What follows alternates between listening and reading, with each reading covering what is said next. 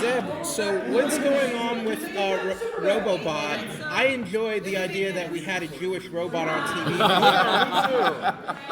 And now he's no longer one of the promised cybernetic people. Which I think he's turned away from the path, and I'm a little conflicted about that. So is he. Can you explain that decision at all? I understand. Yes. Because I'm also Jewish, in case you didn't know.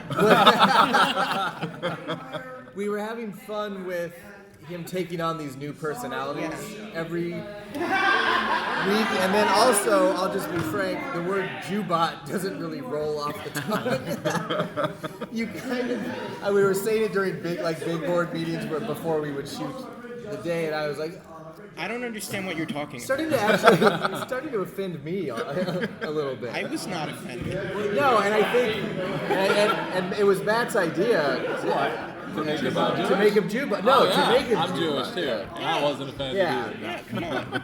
But I think that I do miss that part about him. I think he looks better without the hat on, which most people do, by the way. But I think that later on there are things that happen at the end of this season that will make that conversation germane again, which I think you'll like. Is he a self-hating Jewbot? That's what I think his spiritual advisor should show up with that question and be like, "Hey, dude, what happened?"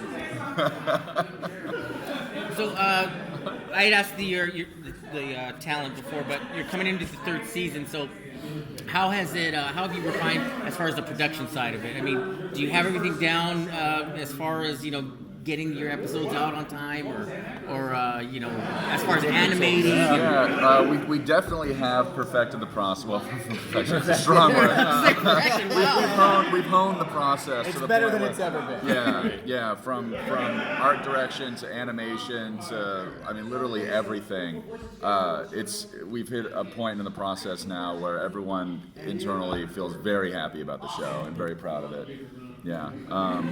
We've got animators now that have 3 seasons this is the 3rd season under their belt. They're very familiar with the puppets and how they work. Even our puppet department has made improvements to these characters to make them more articulate. We can get a lot more out of them, which has given us an opportunity to really push how they can emote, the action scenes that we do, and we can really sell emotion now a lot better than we could. We can really sell really tight-knit action sequences really well. So yeah, it's the best looking, best acted as far as puppet performance goes season that we've ever done. I keep watching the dailies come back, and I'm like, oh shit, we're doing it now. Your 10-second dailies, right? Yeah. That's what they were talking about. Yeah, your dailies, are typically 10 seconds. Yeah, per stage though. So we have 17 stages. Oh, right. Wow. So we're actually doing about 2.5 minutes of animation per day. Yeah, which is crazy to think about. Because again, you think about these animators are moving frame by frame. It's intense. Well, how do you feel as creators, and you guys are working with an art form that, maybe you wouldn't call it obsolete, but maybe some people would say marginalized at this point in 2018. So how does that make you feel that you're still, using stop motion animation and having success with it? I actually feel like there's a resurgence happening, it seems. As you know, Robot Chicken's a very popular show. SuperMansion is probably the most popular show ever. But Key and Peele are now doing a stop motion movie with Henry Selick. I just saw Isle of Dogs this week. Yeah, and that's getting great reviews. It's great, best movie. Yeah.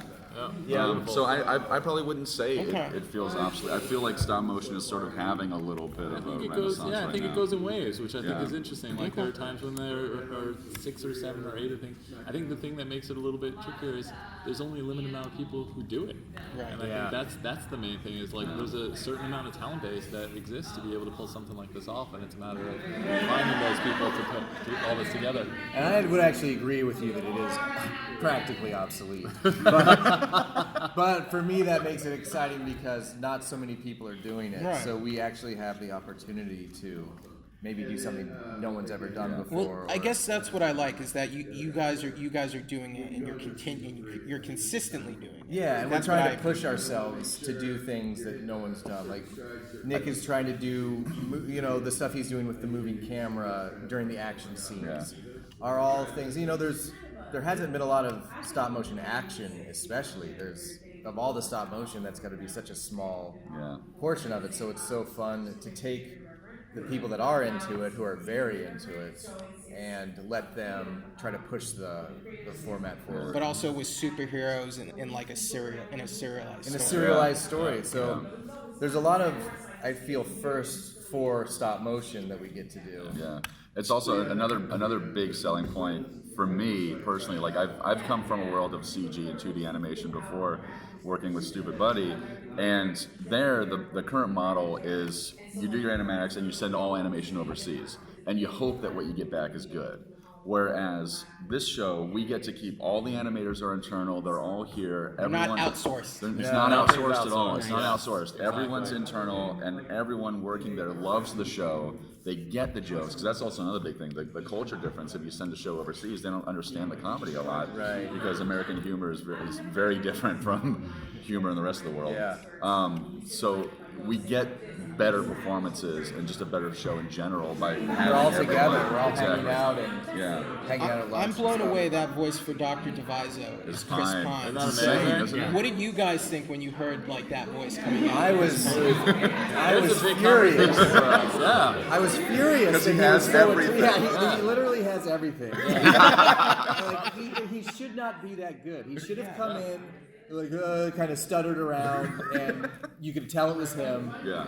But he came in, and now, for this season, his people gave us a call and said, well, Chris was wondering if he could be a regular on the show. And we were like, Duh. So now he does at least three characters an episode, you won't be able and to I tell which guarantee, one. you won't You be won't able to be able to tell tell. who is him. He's like a less attractive Harry Shearer. And he can sing, and he Way can less sing attractive. too. But what's great about him is the only reason it worked out is he came in for Robot Chicken just to do like a little a Star Trek thing. And when he came in, he was just going crazy with the voices, and I was like, wow, this guy is unbelievable. And then when we started and we're trying to find a villain, I told him, he's like, nah, there's no way. And then when he saw it, he was like, holy shit. Like, again, it's one of those things that you have to be that good looking and this talented. Yeah, it's not fair. It's not fair to the rest of And us. he did. I think we brought him in to do Robo Dino. That was Right, like his that was the test. first thing. Because That's I right. didn't believe him. Yeah. I brought him in to do Robo Dino, and when I heard him, I was That's like, right. okay, this guy's. You guys this are guy's very good legit. looking too. Thank you. I'll take it. As are Not you Chris guys. Pine. And None of us are Chris Pine. talented.